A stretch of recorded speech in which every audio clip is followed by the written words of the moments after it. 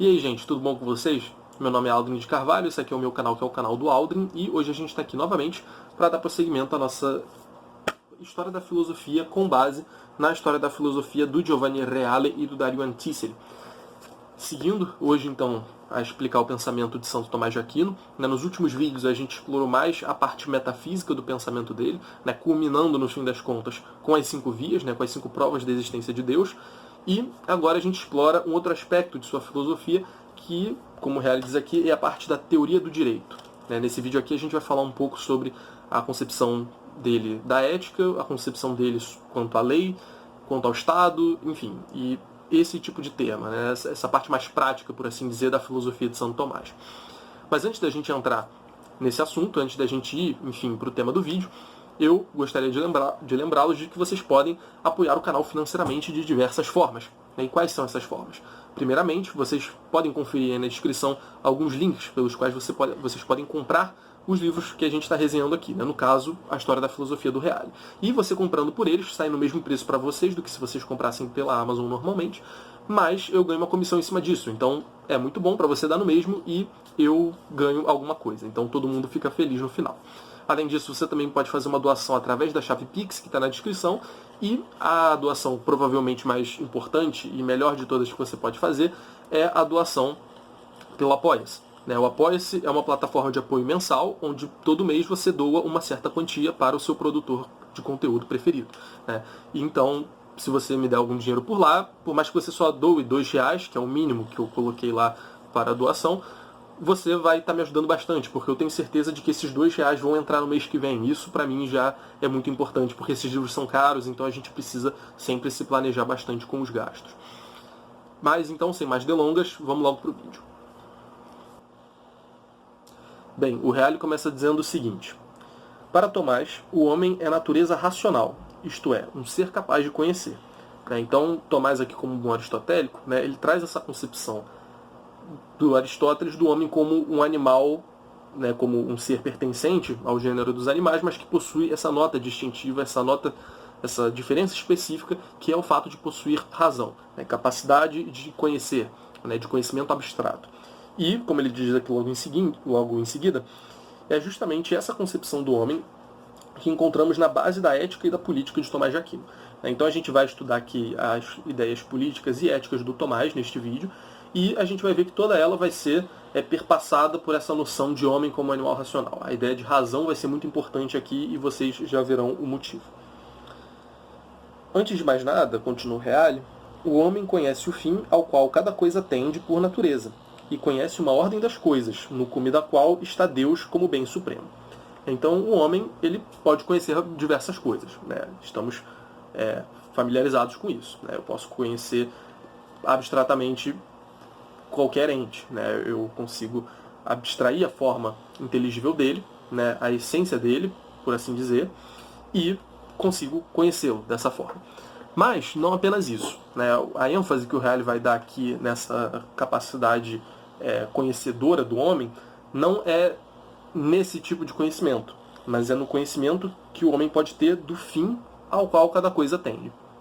Então a gente já comentou um pouco isso nos últimos vídeos, principalmente no último, quando a gente falou das 5 vias. Se eu vejo uma macieira dando frutos, dando maçãs, que maçãs são justamente o seu fruto, eu percebo que há uma finalidade intrínseca ali. Eu vejo que aquele ente, enquanto é uma macieira, está todo ordenado de modo a que ele está tendendo ao seu fim último. Qual é o fim último da macieira? É proporcionar frutos, proporcionar maçãs, mais especificamente. Então o homem ele tem a capacidade de identificar, de reconhecer nas coisas o fim último de cada uma delas. O fim ao qual cada coisa tende por natureza. Então o fim que está contido nas próprias coisas. E conhece uma ordem das coisas, no cume da qual está Deus, como bem supremo. Então a coisa que cada um, digamos assim, o fim que cada uma das coisas busca, ele pode ser identificado com o bem. A gente já trabalhou isso aqui algumas vezes. Ela busca aquele fim justamente porque ele é bom. Se fosse mal, não era isso que a coisa estava buscando. Se a gente busca e se as coisas estão tendendo em direção a um fim, é porque aquilo é bom para elas. Se a gente percebe essa regularidade na natureza, porque isso é bom. E no cume, né, de todos esses fins particulares que cada coisa pode ter como próprio, há Deus como bem supremo, né, como fim último, como aquele bem mais excelente. E que é justamente em razão dele que as outras coisas podem ser ditas boas. Essa noção a gente já explorou um pouco no último vídeo, aliás, em vários vídeos a gente já fez isso, mas no último vídeo, que foi sobre as 5 vias de Tomás, a gente falou um pouco sobre por que tem de ser desse jeito. Enfim, se vocês tiverem curiosidade, não tiverem familiarizados com essa noção, voltem ao último vídeo. Então o homem é capaz de identificar isso na realidade. O homem é capaz de identificar nas coisas os seus fins particulares e, de maneira mais geral, Deus como o fim último, como o bem supremo ao qual todas as coisas tendem. Naturalmente, se o intelecto pudesse oferecer a visão beatífica de Deus, a vontade humana não poderia deixar de querê-la. Então, se Deus se apresentasse a nós, digamos assim, evidentemente, de uma maneira muito clara, muito manifesta, inteiramente manifesta a nós não teríamos como recusar seguir a Deus. Nós não teríamos como recusar tender a Deus. Porque a verdade é que na nossa vida, a gente está o tempo todo elegendo coisas como fins. E, enfim, não é porque uma pessoa acredita em Deus e sabe que Deus está no cume da realidade que ela necessariamente busca Deus. A gente está o tempo todo se desviando desse caminho. Ainda que a gente esteja procurando sempre aquilo que é sumamente bom, volta e meia a gente se desvia do caminho e busca aquelas coisas que são boas num grau inferior, ao invés de buscar o sumo bem que é Deus. A gente já está familiarizado com essa experiência, isso acontece bastante na nossa vida. Então há esse erro da nossa parte. Então, volta e meia, a gente não escolhe Deus. Porém, como ele diz aqui, se o intelecto pudesse oferecer a visão beatífica de Deus, a vontade humana não poderia deixar de querê-la. Então, se a gente visse Deus, contemplasse Deus diretamente, essencialmente, imediatamente, a gente não teria essa possibilidade de recusá-lo, de ir em outro caminho, de desviar do fim último, de desviar do supremo bem, buscando algum outro bem menor, algum outro bem mais precário. Não, se a gente visse Deus, se a gente tivesse esse contato íntimo com Ele, com a sua natureza, a gente necessariamente o buscaria. Deus seria absolutamente irresistível. Justamente porque Ele é o sumo bem. E como ele vai dizer aqui logo depois, mas aqui embaixo isso não é possível. De fato, aqui embaixo, no mundo terreno, a gente não vê Deus. Não é possível a visão beatífica de Deus. A gente não vê Deus explicitamente nas coisas, mas sim implicitamente. Na vida terrena, o intelecto só conhece o bem e o mal de coisas e ações que não são Deus. Portanto, a vontade é livre para querê-las ou não querê-las. Então, enquanto a gente estiver neste mundo, a gente só consegue ver o bem nas ações ou nas coisas particulares. A gente não vê o sumo bem. E o nosso bem agir, ele deve estar sempre guiado com esse objetivo, de encontrar as manifestações do sumo bem nas coisas. No último vídeo a gente já comentou como cada coisa é boa na medida em que participa do bem, do sumo bem, em graus maiores ou menores. Isso já foi explicado. Mas é curioso como, apesar da gente ter esse referencial do sumo bem, a gente só ter contato na realidade com as coisas que são bens parciais, bens menores. Coisas boas e ações boas, não o bem em si mesmo. Ele diz aqui, portanto, a vontade é livre para querê-las ou não querê-las. Como as coisas que se apresentam a nós, elas são parcialmente boas, elas não são infinitamente boas, absolutamente boas, como é o caso de Deus, que se identifica com o próprio bem, nós podemos recusá-las ou aceitá-las. Se elas fossem o sumo bem e se apresentassem a nós como elas se apresentam, nós não teríamos como recusar. Nossa inteligência imediatamente ia identificar esse bem, uma vez que somos seres racionais. A gente ia perceber que Deus, que está se manifestando abertamente para a gente, é o sumo bem e a gente não ia buscar mais nada. A gente ia se contentar com Deus. Nem ia passar pela nossa cabeça buscar outra coisa, de tão manifesto que estaria o fato de que Deus é o sumo bem. Mas, como a gente só vê o bem nas coisas, ao menos nesta vida, a gente adquire essa liberdade. Já dei um spoiler do próximo passo do raciocínio que ele vai dar, mas a gente adquire essa possibilidade de escolher entre uma coisa e outra, justamente porque em cada uma delas há manifestações parciais, manifestações precárias do bem. Esse é o sentido da ratio causa libertatis, né? A razão é a causa da liberdade.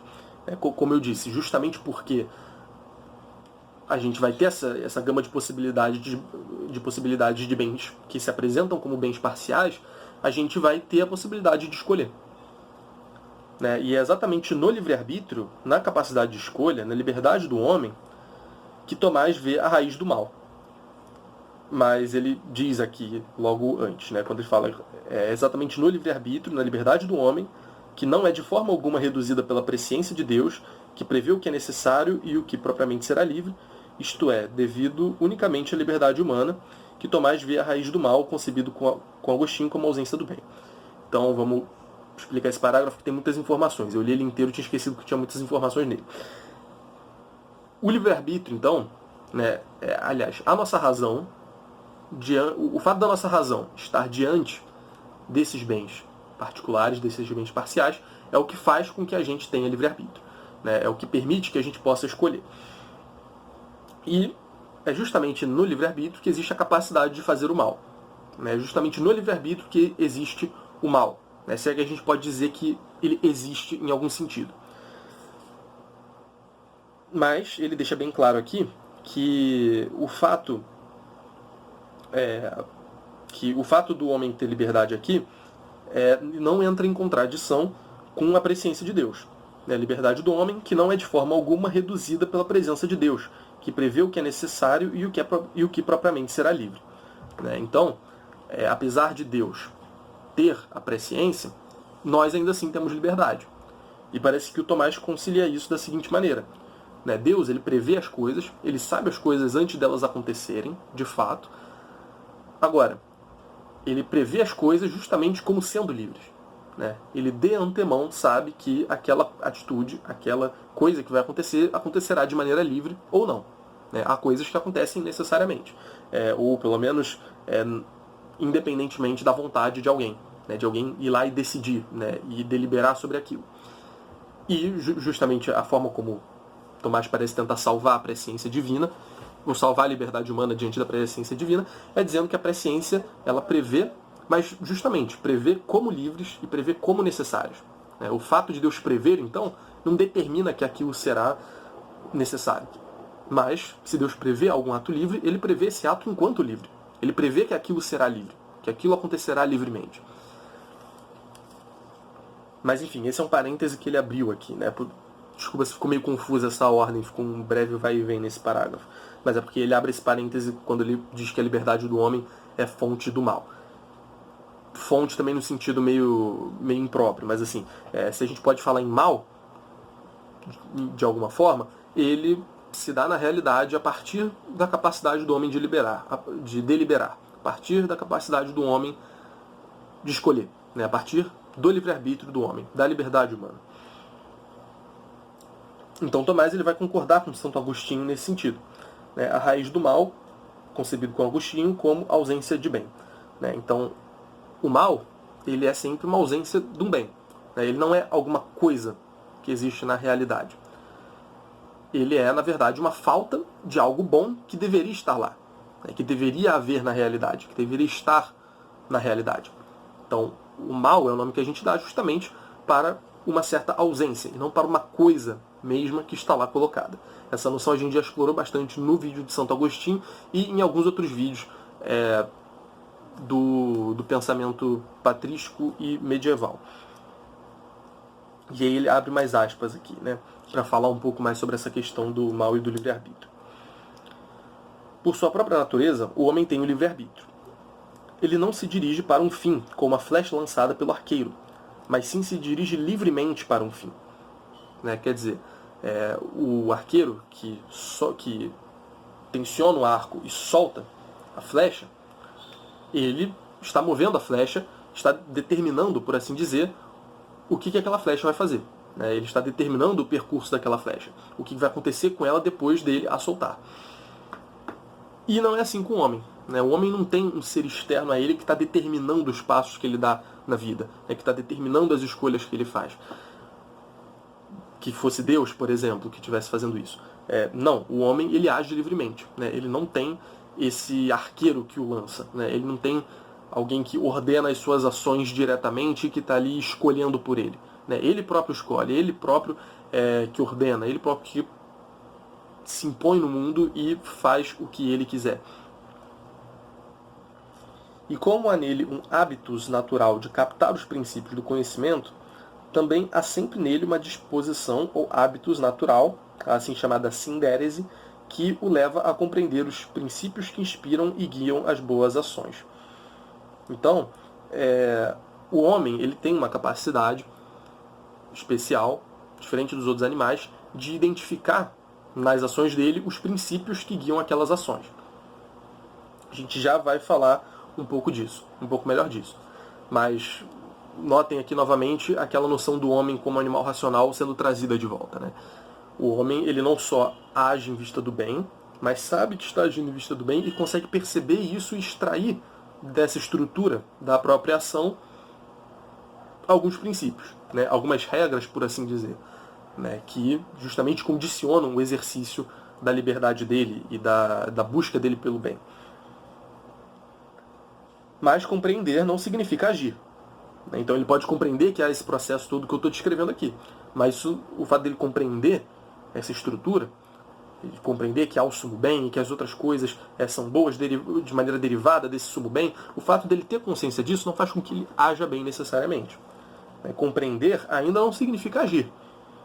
E o homem, justamente porque é livre, peca quando se afasta deliberadamente e infringe as leis universais que a razão lhe dá a conhecer e a lei de Deus que lhe revela. Então, aqui ele está introduzindo a noção de pecado. Né? O que é o pecado? O pecado acontece quando a gente se afasta deliberadamente das leis, né? Da lei de Deus e das leis universais da razão, que ele diz aqui, né? Daquelas coisas que a gente sabe que são corretas. Né? Quando a gente se afasta desses princípios, né, que guiam a nossa ação. Né? Que a gente olhou para a estrutura da nossa ação, a gente identificou ali alguns princípios que nos guiam, alguns valores, alguns bens que podem ser identificados nesse processo, e, tendo consciência disso, quando a gente escolhe se afastar desses bens e agir de maneira contrária a eles, portanto de maneira errada, aí há pecado, aí há erro, aí há vício. E justamente esse vício se dá quando a gente infringe as leis universais que a razão dá ao homem e quando a gente infringe a lei de Deus. E o que são essas leis, afinal de contas? É isso que será respondido agora nessa próxima parte do vídeo, onde o Reale vai falar um pouco pra gente sobre 4 tipos de lei. A lex eterna, a lex naturalis, a lex humana e a lex divina. Então vamos ver o que o Reale diz aqui pra gente. Tomás distingue 3 tipos de leis. A lex eterna, a lex naturalis e a lex humana. E acima delas está a lex divina, ou seja, a lei revelada por Deus. E aí agora então o Reale vai falar um pouquinho de cada um desses 4 tipos de lei. Primeiramente, a lex eterna.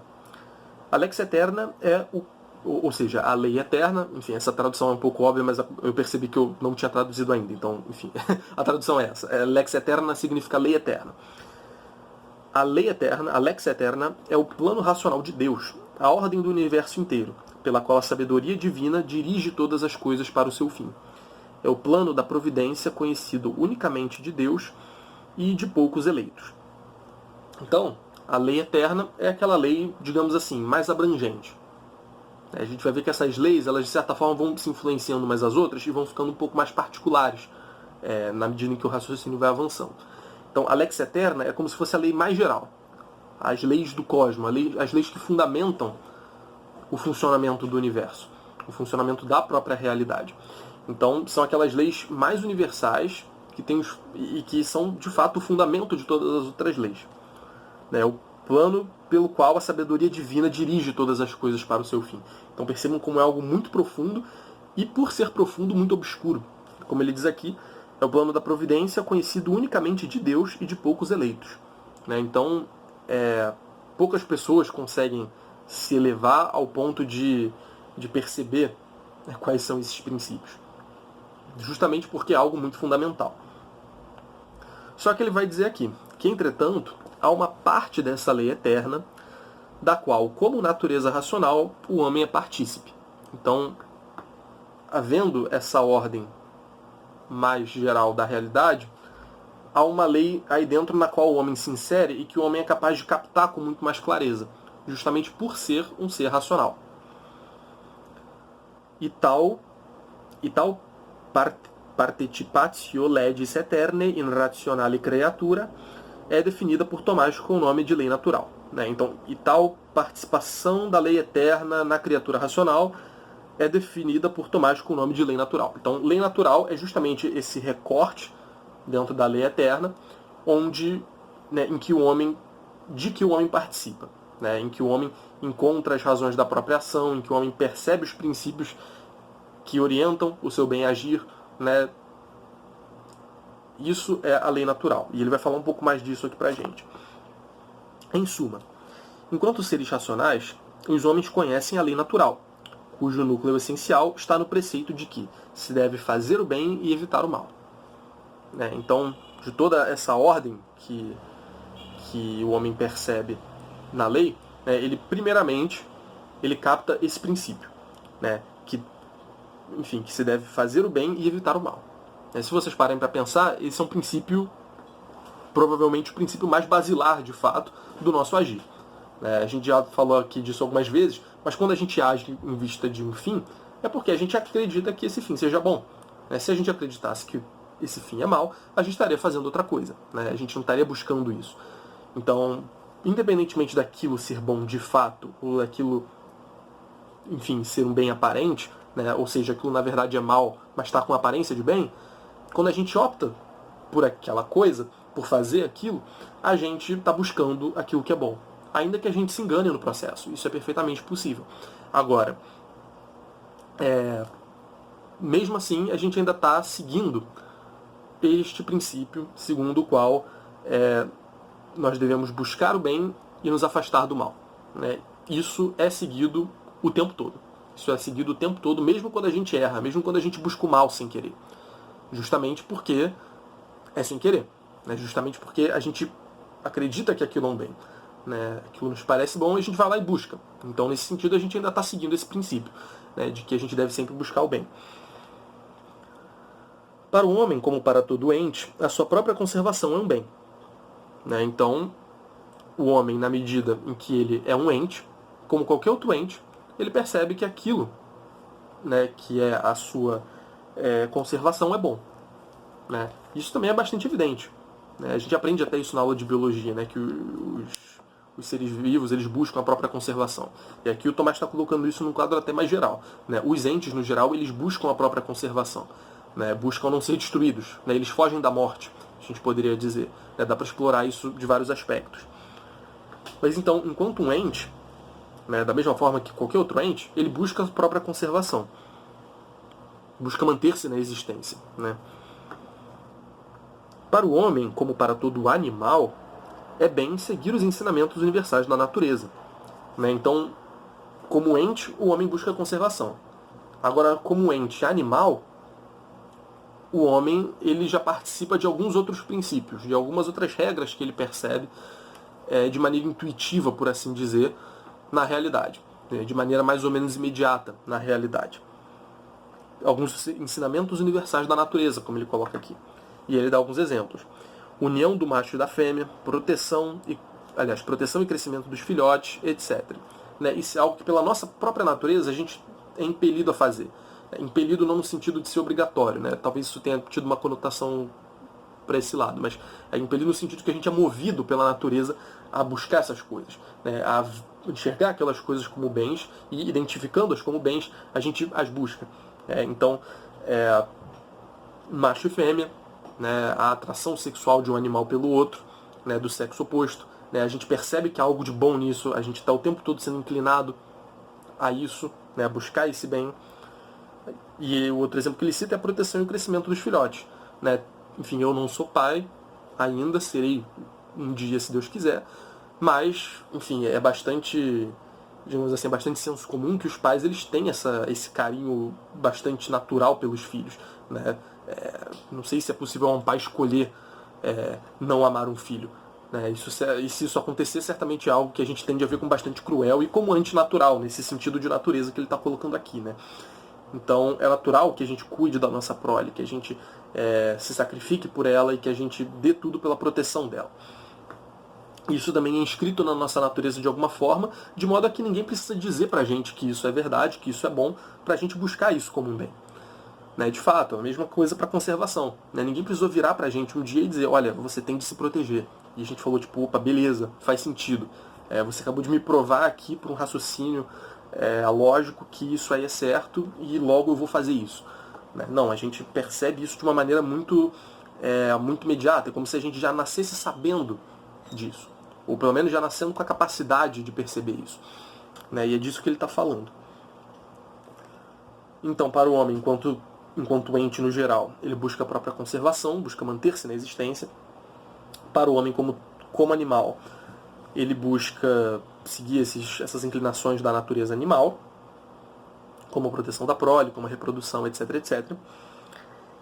E para o homem, enquanto ser racional, é bem conhecer a verdade, é bem viver em sociedade, etc.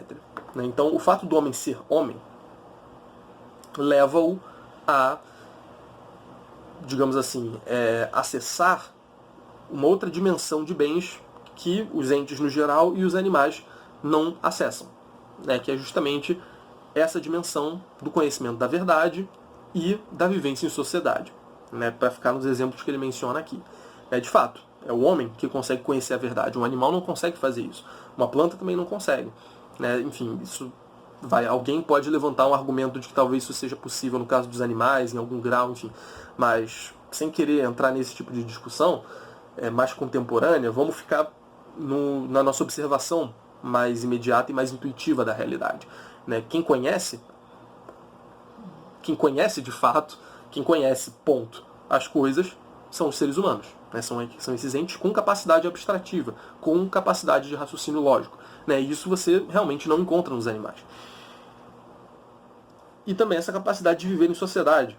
Né? Enfim, de buscar o bem comum, né? De trabalhar em prol dos outros, etc, etc. E, justamente, a partir dessas necessidades do homem, o Tomás vai falar para a gente sobre os outros tipos de lei. Né? A partir dessas necessidades que o próprio homem tem, uma vez que é racional.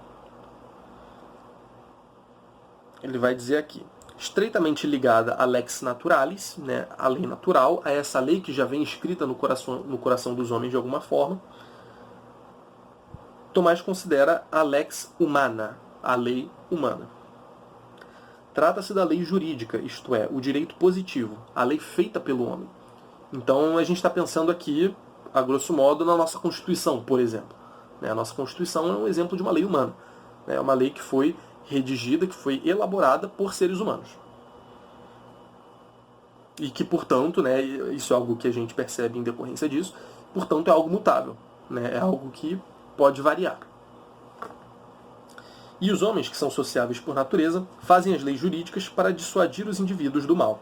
Né? Então, essa lei é feita pelos homens, é elaborada pelos homens com alguns objetivos. Né? A gente vai falar um pouco mais disso agora. Mas ele diz aqui, né, para dissuadir os indivíduos do mal. Né? Então, a lei ela vai proibir que se faça uma série de coisas erradas justamente para que os indivíduos e a sociedade como um todo, por que não, se afastem do mal. E como toda lei é aliquid pertinens ad rationem, né, é algo que pertence à razão, algo pertinente à razão, a lei humana é a ordem promulgada pela coletividade ou por quem tem a responsabilidade pela comunidade, né, por essa multiplicidade, tendo em vista o bem comum. Então aqui mais ou menos uma definição de lei humana que ele dá. A lei humana é a ordem promulgada pela coletividade ou pela pessoa responsável por essa coletividade, tendo em vista o bem comum, né, tendo em vista o bem da sociedade, tendo em vista o bem, né, os bens humanos, né, esses bens que fazem do ser humano poder viver em sociedade, né, esses bens que os outros entes, os outros animais, os outros, enfim, quaisquer outros entes não têm. Entretanto, como assinamos acima, as leis feitas pelo homem se baseiam na lei natural, né? Então ele tinha dito ali, né, que a lei humana é ligada à lex naturalis. Então assim, não é porque essa lei, né, a lei humana, ela é elaborada pelos homens, ela pode variar de lugar para lugar, que ela está totalmente apartada da lei natural. Né? Não é como se ela não tivesse fundamento na lei natural e ela fosse totalmente arbitrária. Enquanto a lei natural ela tem os seus preceitos que a gente identifica no nosso coração, na nossa natureza, e a lei humana, ela enfim, depende da vontade do governante exclusivamente. Não, não é isso. Há um fundamento natural, há um fundamento na lei natural da lei humana. Com efeito, não, e como isso se dá então, né? A gente poderia se perguntar. E aí o Reale vai dizer aqui, né? Com efeito, na opinião de Tomás, a lei humana deriva da lei natural de dois modos.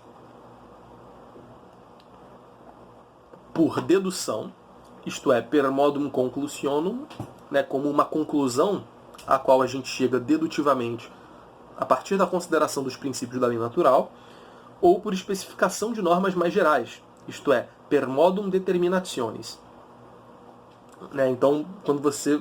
Enfim, a gente vai exemplificar isso depois. Mas, como ele diz aqui, né, quando você especifica uma norma mais geral que você percebeu pela lei natural. E aí você vai lá e você vai especificando. No primeiro caso, no caso da derivação por dedução, nós temos a ius gentium. E no segundo caso, né, o per modum conclusionum, nós temos o ius civile, ou civile. Eu não sei onde fica o acento nessa palavra. Então, ius gentium e ius civile, respectivamente, a derivação da lei humana da lei natural por dedução e a derivação da lei humana a partir da lei natural por especificação. Assim, a proibição do homicídio, é que ele começa a dar os exemplos, né? A proibição do homicídio é parte do ius gentium, né? A gente chega à conclusão de que o homicídio é errado por uma certa dedução partindo da lei natural. Mas o tipo de pena que deve ser reservado ao homicida é parte do ius civile, pois se trata da aplicação histórica e social de uma lei natural especificada e fixada pelo ius gentium. Então, vamos lá. A proibição do homicídio é parte do ius gentium. Por que ela é parte do ius gentium? Porque a partir dos princípios da lei natural, a gente pode derivar o fato de que o homicídio é errado necessariamente, né, diretamente. Como que a gente faz isso? Vocês se recordam que um dos princípios da lei natural, que é comum a todos os entes, pelo que o Reale diz aqui, é aquele princípio da conservação. Um ser, ele busca se conservar, ele busca se manter na existência. Isso vale para qualquer ente.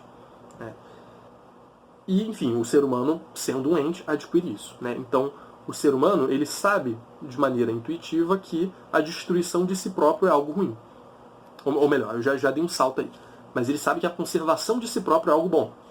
Ele sabe que o fato dele existir é algo bom, algo que deve ser conservado. Ele sabe de maneira imediata que ele deve se conservar. Daí a gente deriva que a não conservação é má. Se a conservação do homem é boa, quando essa conservação é quebrada, quando a gente não consegue fazer essa conservação, ou seja, quando há uma ausência de conservação, há algo mal. Há a morte, há a destruição, que é algo mal justamente porque é o contrário daquilo que é bom, que é a conservação. Então a conservação é boa, a não conservação é má. E o que é o homicídio, senão justamente a quebra da conservação de um indivíduo? O indivíduo está ali, está vivendo de boa, e tu vai lá dar um tiro na cabeça dele. Bem, ele não está mais sendo conservado. Agora você quebrou o processo de conservação dele. E uma vez que a conservação é algo bom, você acabou de fazer algo mal, algo ruim. E essa coisa ruim que você acabou de fazer é o que a gente dá o nome de homicídio. Então o homicídio a gente deriva diretamente de um determinado princípio da lei natural. Justamente este segundo o qual os entes buscam a sua conservação. Daí a gente pode inferir que o homicídio é errado por dedução, como ele diz aqui. Agora, ainda nesse caso do homicídio, ele diz aqui que o tipo da pena que deve ser reservado ao homicida é parte do ius civile, pois se trata da aplicação histórica e social de uma lei natural especificada e fixada pelo ius gentium. Então, quando a gente diz que, uma vez que você cometeu esse crime, infringiu a lei natural, através de um ato de homicídio, quando a gente diz que você tem que ser punido com, sei lá, 10 anos de cadeia, que seja, a gente está fazendo uma especificação dessa lei mais geral de que não se pode matar. A gente está fazendo uma especificação e uma aplicação dessa lei num contexto muito específico. Quer dizer, quando houver um homicídio doloso, com tal condição, a pessoa deve pegar tantos anos de cadeia. Esse é o ponto aqui. Isso é uma ação, vamos dizer assim, né? É uma derivação pelo jus gentium, né? Pelo jus gentium, e não pelo justivile, e não pelo jus gentium. Justamente porque é uma especificação de uma lei mais geral num contexto histórico específico. Aí ele diz aqui: sendo derivados logicamente da lex naturalis, os preceitos do jus gentium podem ser conhecidos independentemente de uma pesquisa histórica sobre os diversos tipos de sociedade, ao passo que, evidentemente, o mesmo não vale para os preceitos do jus civile. Então, os preceitos do jus gentium, vamos lá, o fato de que o homicídio é errado, por exemplo, é algo que a gente pode perceber sem a necessidade de uma lei dizendo que isso é verdade. De uma lei, eu digo, de uma constituição ou de alguma coisa assim, de uma lei humana. A gente consegue perceber isso, digamos assim, ainda no plano da lei natural, sem necessariamente ir para o plano da lei positiva. A gente consegue perceber que isso está errado, a gente consegue identificar essa norma ali. Então, assim, independentemente... Então, a princípio, a gente não precisa escrever isso na Constituição para saber que está errado. A gente não precisa deixar isso anotado dizendo que está errado, porque as pessoas conseguem perceber isso sem precisar desse aviso.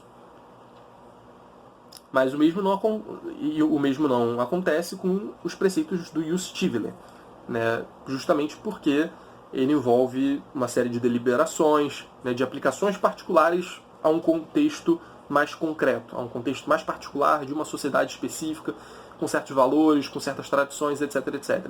Então, racionalmente, a gente não consegue deduzir do fato de que o homicídio é errado, por exemplo, o fato de que a pessoa que comete um homicídio deve ficar presa por tantos anos. A gente não consegue chegar a essa conclusão. Isso é algo que é acordado. É algo que, enfim, que é estabelecido a partir de um certo acordo, por parte dos governantes, mas que, novamente, não está totalmente dissociado da lei natural, como se fosse uma mera arbitrariedade. Mas, enfim, percebam que a conclusão de que um homicida deve ficar preso por 10 anos não deriva necessariamente do fato de que o homicídio é errado. A gente poderia dizer que são 11 anos. E aí, qual que é o argumento que a gente teria contra isso? A gente pode discutir, mas essa já é uma discussão que não vai pertencer mais ao âmbito da lei natural. A lei natural está por trás disso. Isso aí já saiu do campo da lei natural. Ainda está baseado na lei natural, porque o homicídio é errado. E para você propor uma determinada pena para um homicídio, é porque o homicídio está errado. É porque você está considerando que o homicídio é errado. Então você ainda está se baseando na lei natural. Agora, a discussão mesma, ela não é uma discussão de lei natural. Já é uma discussão positiva. Do jus civile. E que, como ele diz aqui, varia, dependendo do tipo de sociedade, etc, etc. Desse modo, a sociedade poderia até não fixá-los na lei humana ou jurídica. Entretanto, nós os encontramos estabelecidos no direito. Então, assim, o fato da lei natural ela estar inscrita no coração dos homens poderia significar que a gente não precisa escrevê-las na Constituição. Não precisa escrevê-las na lei humana. Não precisa dar a chancela, a aprovação da lei humana para que aquilo seja válido. Os seres humanos, de certa forma, eles sabem disso no fundo do coração deles. Eles conseguem chegar a essa conclusão independentemente de estar escrito isso em algum lugar. No entanto, nós os encontramos estabelecidos no direito. Se a gente pegar a Constituição lá, em algum artigo, acho que é o 5º, sei lá, está escrito lá que você não pode matar os outros.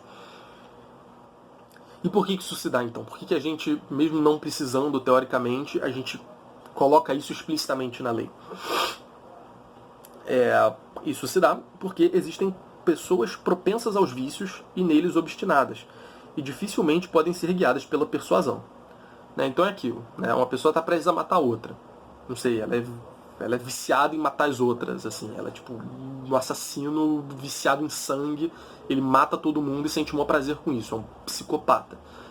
Ele vai ali, vai matar a pessoa, e aí você vira pra ele, não, calma aí, pensa um pouquinho, você não acha que pelos princípios da lei natural e da razão humana a gente consegue concluir necessariamente dos princípios que regem as nossas ações que matar é errado? Você pode tentar convencer ele ali na hora, né? Ele tá com a arma apontada pra pessoa, você pode virar e tentar mandar esse papo pra ele. Só que isso provavelmente não vai dar muito certo, né? Quer dizer, como ele diz aqui, há pessoas que estão presas, de certa forma, aos vícios, né? Pessoas propensas aos vícios e neles obstinadas. Então esse cara é obstinado por sangue, obstinado por matar, obstinado por violar a lei. Então não basta você ir lá e persuadi-lo disso. Tem pessoas que pela mera argumentação, né, pela persuasão, pura e simplesmente elas não vão aceitar isso, né? Então você precisa impor, de alguma forma, essa regra. Essa regra já precisa estar de antemão estabelecida e deve ser imposta de cima, com força. Assim, é necessário que sejam obrigadas pela força e pelo temor a evitar o mal, né? Essas pessoas que estão muito propensas a fazer o mal, como o assassino psicopata, pessoas como ele devem ser obrigadas pela força e pelo temor a evitar o mal, para que, abstendo-se de fazer o mal, pelo menos por esse motivo, deixem os outros em paz. E, finalmente, por esse hábito de evitar o mal, sejam levadas a fazer voluntariamente o que antes só faziam por medo, tornando-se assim virtuosas. Duas coisas aqui. Então a gente tem esse homicida preso ao pecado dele, doido para matar gente pra caramba. Ele ama sangue. A lei humana aí, né, ou melhor, a expressão humana dessa lei natural segundo a qual não se pode matar pessoas, pela qual o homicídio é errado, ela serve aí a dois propósitos. Ela tem dois fins. Primeiro, como ele diz aqui, até de uma forma bastante clara, né? Primeiro, para deixar os outros em paz. Né? Ou seja, é importante que haja essa lei para que eu não esteja andando na rua e apareça um cara com uma arma querendo me matar. Se o cara souber que isso é proibido, pode ser que ele ainda faça, mas tem muito menos chance dele fazer. A gente concorda com isso, né? O fato de algo ser proibido ok, isso pode ser discutido, mas assim, certamente se o homicídio fosse permitido, né, não houvesse uma lei proibindo o homicídio, as pessoas matariam muito mais. Como há essa lei, muitas pessoas que não querem, muitas pessoas que gostariam de matar, outras deixam de matar. E assim, elas deixam as outras pessoas em paz. Olha que legal, isso tem um efeito para as outras pessoas, para as pessoas de bem da sociedade. Então, uma vez que é proibido matar, eu posso, de certa forma, me garantir que eu vou sair na rua e ninguém vai aparecer com arma tentando me matar. E ainda que a pessoa tente fazer isso, enfim, isso é algo que na nossa sociedade, né, justamente porque há essa lei humana dizendo que o homicídio é errado, essa atitude ela é condenável. Então, sei lá, o cara pode tentar me matar, mas ele vai ser preso. Enfim, justamente por medo, né, por temor das consequências dos atos dele, né, por temor da pena que pode recair sobre ele, enfim, vai ter muito mais motivos para não agir mal, né, para não cometer esse pecado, para não cometer esse crime contra mim, me deixando em paz. Então, assim, a gente tem esse primeiro benefício, né, que é deixar os outros em paz, não atrapalhar a vida de ninguém. Mas ele também coloca aqui uma certa função pedagógica, vamos dizer assim, né? Quer dizer, E finalmente, por esse hábito de evitar o mal, sejam levadas a fazer voluntariamente o que antes só faziam por medo, tornando-se assim virtuosas. Então a ideia do Tomás aqui é que uma vez que a pessoa é proibida de fazer algo, ela, aos poucos, ela vai incorporando essa proibição e em um belo momento ela já não queira mais fazer aquilo. Né?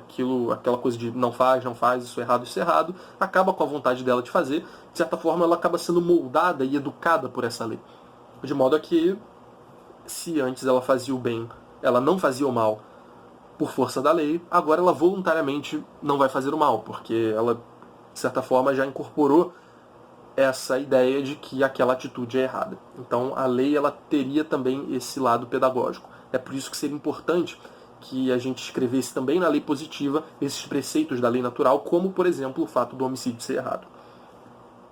A coerção exercida pela lei humana, portanto, tem a função de tornar possível a convivência pacífica entre os homens, primeiro ponto que eu mencionei, embora para Santo Tomás ela tenha também uma função pedagógica, como eu falei logo em seguida. A lei humana, portanto, pressupõe homens imperfeitos.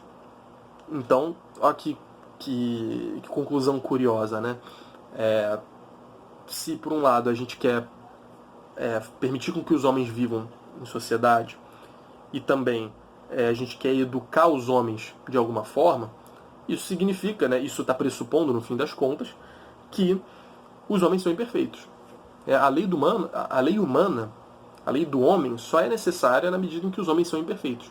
É porque se o homem fosse perfeito, não haveria necessidade de eu colocar uma lei impedindo que um outro homem viesse até mim e me atrapalhasse aqui, não me deixasse em paz, como ele diz. Né? Se os homens fossem perfeitos, eu não teria medo de sair na rua e tomar um tiro. Né? Ninguém ia fazer isso voluntariamente. Né? Ninguém ia cometer esse crime. E da mesma forma, né? Porque justamente, se os homens fossem perfeitos, ninguém ia ter essa vontade de matar os outros, de atrapalhar a vida dos outros. E por outro lado, né, eles também não precisariam de correção. Né? Essa função pedagógica também sumiria, porque os homens seriam perfeitos. Então, como é que você vai educar algo que já é perfeito? Né? Você vai querer mudar algo que já é perfeito? Não, o que é perfeito já está realizado. Né? A educação serve justamente para a gente consertar alguma coisa ali. Né? Pelo menos nesse contexto em que o Tomás está dizendo. Né? Se a gente fosse falar em uma correção, significa que a pessoa estava agindo errado. Né? Se a gente disser que a lei é uma correção, né, e visa fazer com que aquele criminoso passe a agir bem, é porque antes ele estava agindo mal, portanto ele é imperfeito. Então se o homem fosse perfeito, tudo isso seria cancelado. Né? Não teria por que ter lei natural.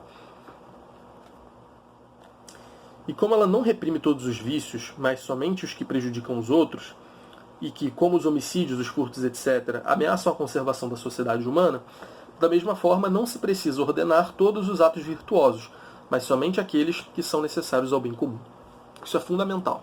Porque ele está falando aqui de vício, de pecado, que são noções bastante, entre aspas, subjetivas. Em que sentido? Quando a gente fala em crime, a gente já está pensando numa coisa mais institucionalizada, né? Tipo, nossa, é algo que você está fazendo que está afetando a sociedade, que está afetando a vida dos outros. Mas é que ele está chamando tudo isso de vício, tudo isso de pecado. Então, isso poderia levar a gente a crer que o Tomás está dizendo que a gente deve agir, que a sociedade e o governo devem agir dessa forma para todas as instâncias de pecado, todas as instâncias de vícios, todos os tipos de pecado que há. Então todos os pecados devem ser punidos, todos os pecados devem ser regulados, todos os pecados devem ser previstos dentro da lei, de modo a que a gente possa fazer essa correção via governo. Mas não é o caso. O Tomás está colocando aqui mais ou menos um critério para a gente ver quando um determinado pecado é de competência da lei natural, ou melhor, da lei humana, e quando não é. Ele está traçando uma linha aí que permite com que a gente veja que nem todos os pecados são objeto da lei. Né? As leis não devem restringir todos os pecados, apenas na medida em que prejudicam os outros. E ele dá os maiores exemplos aqui, né? Homicídios e furtos. Óbvio que prejudicam os outros. Né? São atitudes que violam muito diretamente as outras pessoas. Então é claro que isso tem que ser proibido.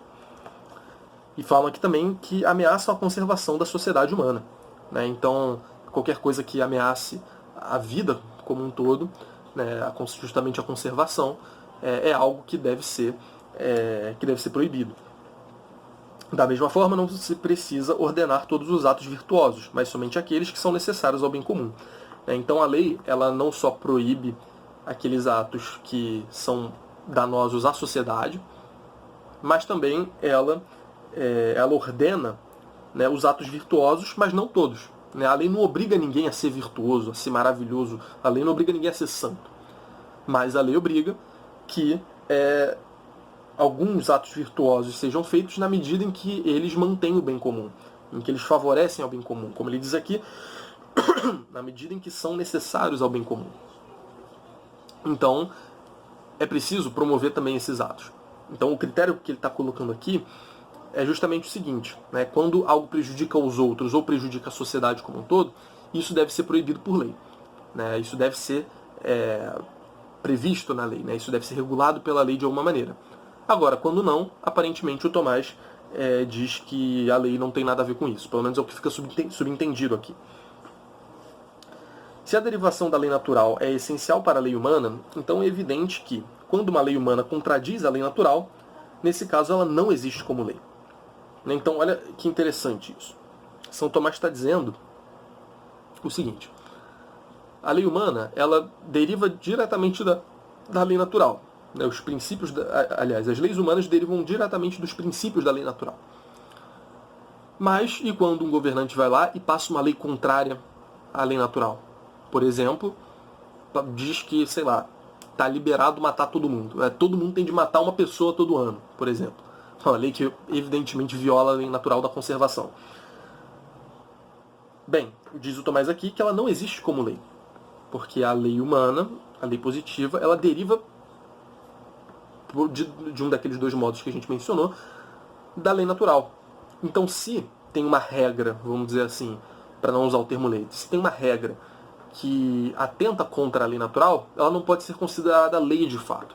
Lei de fato é só aquela lei que está de acordo com a lei natural. Muito interessante isso. Essa é a razão pela qual a lei deve ser justa. Né? Então, se é lei, é justa. Se é injusta, não pode ser considerada uma lei de fato. Ela pode ter uma aparência de lei, ela pode estar escrita num código, numa constituição, num conjunto de regras, mas ela não é uma lei de fato, porque ela não deriva da lei natural. É bem uma questão de definição do que seja uma lei. Se uma lei positiva estivesse em desacordo com a lei natural, então ela não seria mais uma lei, mas uma corrupção da lei. Então ela é uma não-lei. Justamente, ela é um mal, ela é uma ausência de lei. É uma corrupção de lei. Portanto, se a lei humana não concorda com a lei natural, ela não é lei, mas corrupção de lei. Essa ideia de Tomás teve enorme influência, sendo frequentemente invocada para impugnar leis jurídicas, consideradas em contradição com aquilo que aqueles que impugnam tal lei consideram direito natural. Então, o direito natural ele serve aí como esse critério primeiro, de quando você pode avaliar que uma lei é justa ou injusta. A gente só pode fazer isso com base no direito natural, com base em algo que transcenda a própria lei, que seja anterior à própria lei positiva.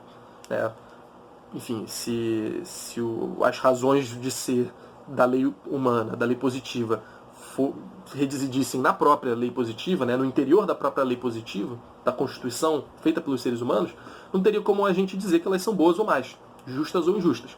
Para isso, então, há o direito natural, a lei natural. É justamente aquilo a que a gente recorre para poder verificar se uma lei é justa ou injusta. Se ela contraria a lei natural, ela é injusta. Portanto, nem lei ela pode ser dita. Não pode ser dita nem que ela é lei. Mas, ao contrário, se ela está de acordo com a lei natural, se ela não contradiz os seus princípios, essa lei positiva é uma lei de fato e é, portanto, justa.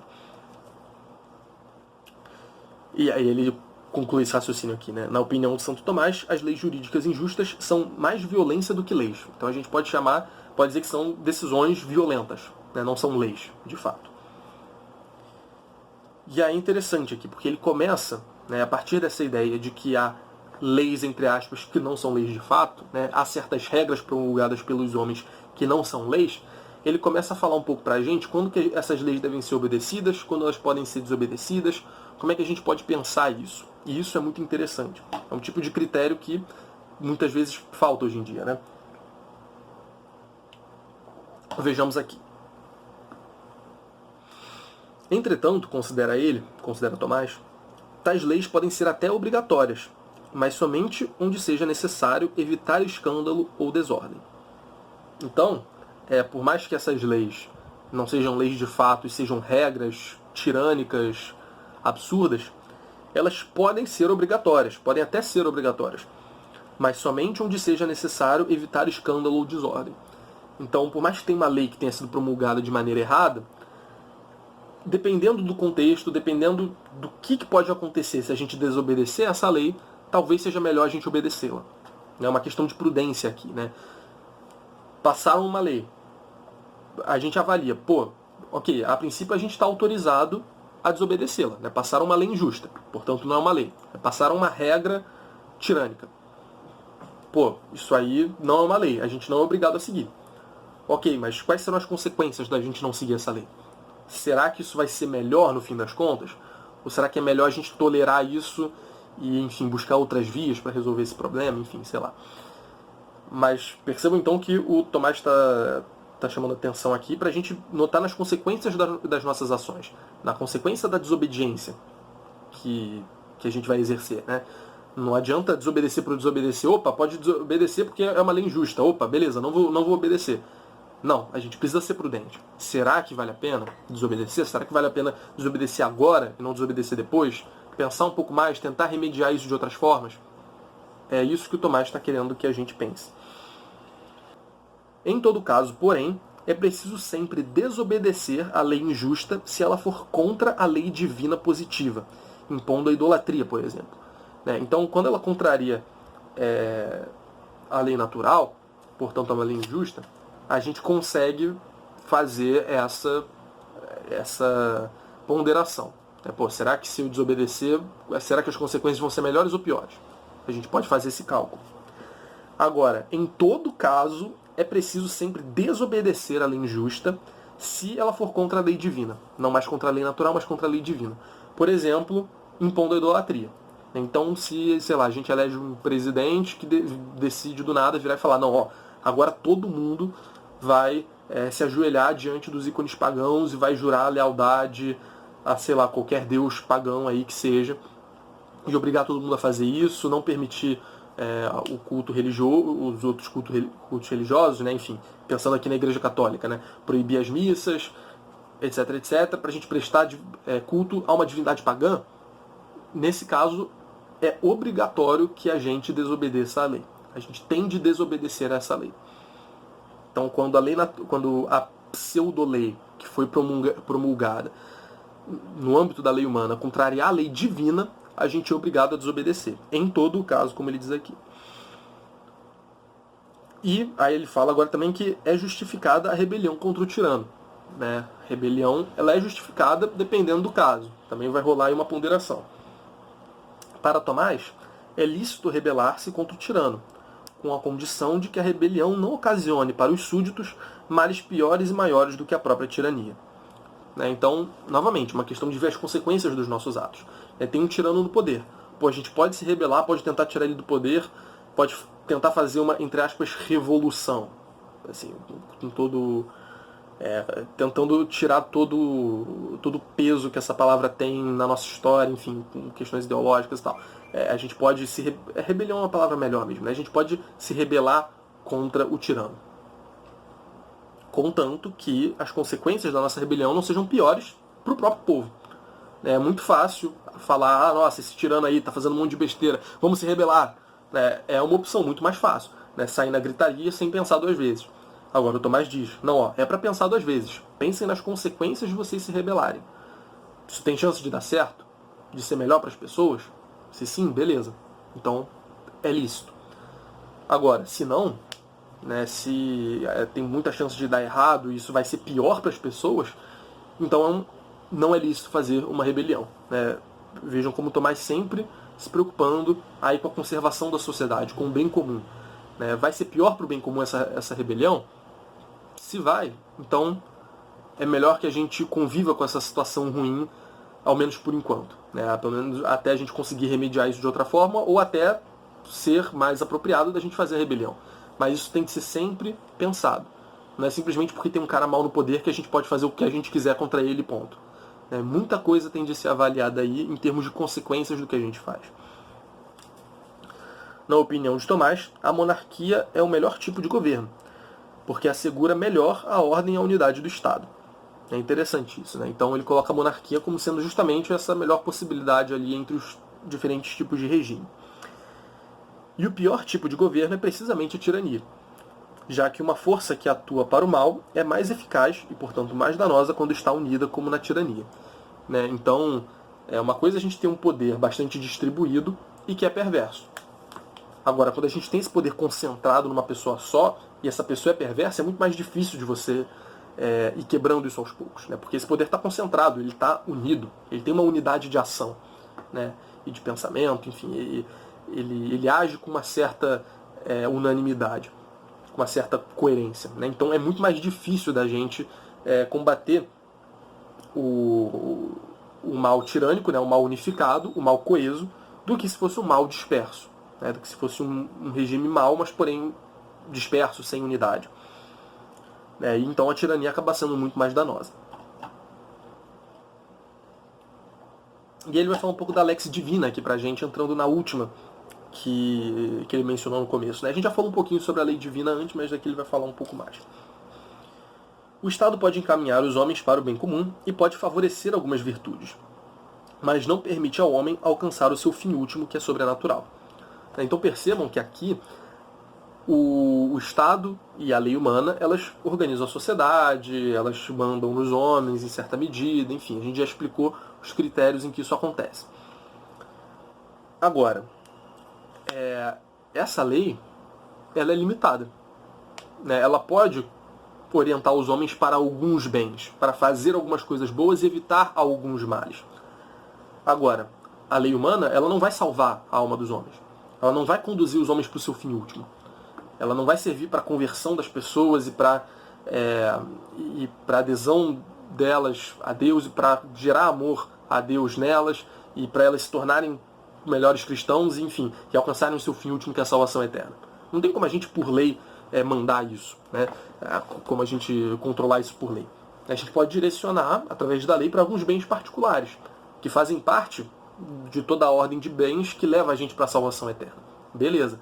Mas aí são alguns bens que se inserem no todo de maneira boa, de maneira positiva, de maneira a corroborar, às vezes, até com a nossa salvação eterna. Mas os bens eternos, os bens que são essenciais à nossa salvação, isso a lei humana não pode dar. Em suma, a lei natural e as leis positivas servem aos fins terrenos do homem, não aos fins celestes, divinos do homem. Mas o homem tem um fim sobrenatural, não apenas fins terrenos, que é precisamente a bem-aventurança eterna, né? Estar ao lado de Deus durante toda a eternidade, né? A salvação da nossa alma. E a lex naturalis e a lex humana não são suficientes para conduzir o homem a esse fim. Para tanto, é necessário uma lei sobrenatural. Trata-se da lex divina, isto é, a lei revelada, a lei positiva de Deus, que encontramos no Evangelho, que é guia para alcançar a bem-aventurança, e que, além disso, preenche as lacunas e imperfeições das leis humanas. Então, a lei divina, ela serve justamente para suprir essa parte que a lei humana não consegue atender, né, que são os anseios eternos do ser humano. Né? A lei humana, ela está preocupada com os assuntos terrenos, e a própria lei natural também. Né? É claro, a gente pode até dizer que sem seguir os preceitos da lei natural, a gente não vai para o céu. Né? Pô, se você sair matando todo mundo, assim, as suas chances de ir para o céu certamente diminuem. Agora, isso não basta. Né? Não basta só obedecer os princípios da lei natural. Né? Isso é algo terreno ainda, é algo que começa aqui e termina aqui, no nosso plano sensível, material, físico. Mas então a gente precisa da lei eterna, né? Que vai justamente conduzir a gente especificamente para Deus. Né? As outras leis, as outras regras, as outras normas, os outros preceitos, eles ajudam. Claro, eles são bons também. A gente está aqui o tempo todo falando de como eles são bons e fazem sentido, e um deriva do outro, como existe uma coesão entre eles. Agora, daí a gente não pode achar que eles vão resolver todos os nossos problemas. Né? Há esses bens eternos que são, enfim, que estão fora da legislação da lei humana e da lei natural. E quais são as leis e as regras e os preceitos que nos conduzem a eles, a esses bens eternos? Justamente os preceitos do Evangelho, né? Aquilo que Cristo nos ensina ao longo da sua vida, no Sermão da Montanha, pelas parábolas, os próprios 10 mandamentos, né, que estão intimamente ligados com a lei natural, inclusive, né? A gente fala, salvo engano, é o 5º mandamento, né, que fala em não matar. Então, mas aí que tá, no Evangelho isso assume uma nova dimensão. Agora a gente não vai simplesmente deixar de matar ou deixar de fazer algumas coisas erradas porque a gente sabe no fundo que aquilo é errado. Isso adquire um sentido transcendente pela lei divina. Então a lei divina, ela orienta os nossos bens terrenos e as coisas que a gente busca fazer aqui certas para um fim transcendente, para algo que transcende o âmbito natural, o âmbito da natureza, onde vigora a lei natural. Então é a lei revelada, a lei positiva que deu, a lei positiva de Deus que encontramos no Evangelho, que nos conduz à nossa salvação eterna, que é o nosso fim último. E bem, pessoal, esse foi o vídeo. Espero muito que vocês tenham gostado. No próximo vídeo a gente vai seguir falando de São Tomás de Aquino, mas será o nosso último episódio sobre esse grande autor, como o próprio Reale disse, um dos maiores filósofos de todos os tempos. Então já estamos aí na reta final. Semana que vem a gente vai fazer um certo apanhado, dar algumas conclusões sobre o pensamento de Santo Tomás, para depois a gente tratar um pouco sobre as repercussões do tomismo e algumas outras propostas de filosofia que surgiram em contradição com Santo Tomás, né? Que surgiram em paralelo a Santo Tomás, que se propõem às vezes a serem alternativas e se propõem a ser combatentes de Santo Tomás em alguma medida. Mas enfim, gente, é isso. Lembrem-se de considerar apoiar o canal financeiramente, como vocês viram aí embaixo. Mas o mais importante, deixem um like aí, compartilhem o vídeo com quem vocês acharem que possa se interessar, deixem um comentário e se inscrevam no canal. Isso é bastante importante, tá bom? Muito obrigado, gente. Tchau, tchau.